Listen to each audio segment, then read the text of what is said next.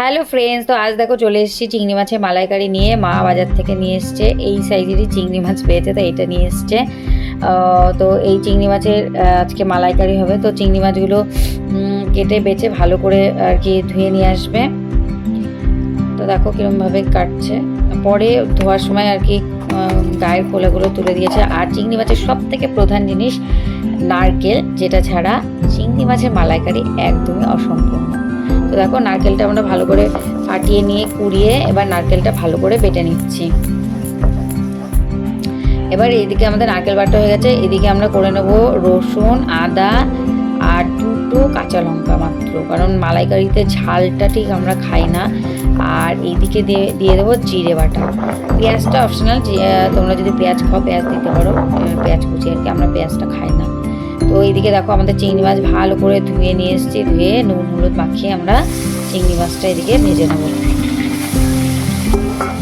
বন্ধুরা, তোমরা কারা কারা চিংড়ি মাছ খেতে ভালোবাসো অবশ্যই কমেন্টে জানিও। তো দেখো আমরা নারকেল বেটে পরিমাণ মতো জল দিয়ে নারকেলটাকে ভালো করে চটকে নিয়েছি।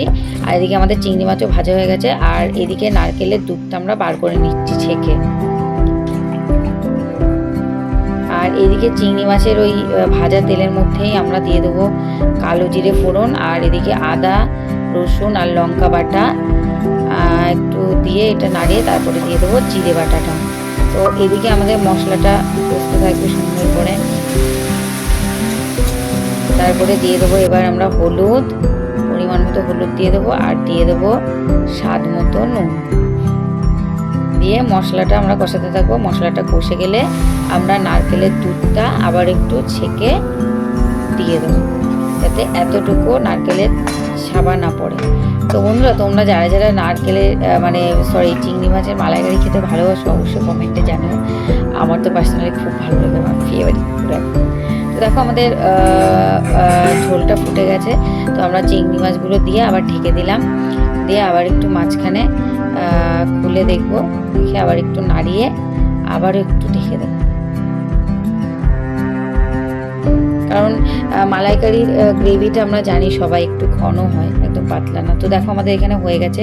তো স্বাদ মতো একটু চিনি দেবো, দিয়ে এবার আমরা এটা নামিয়ে ফেলবো।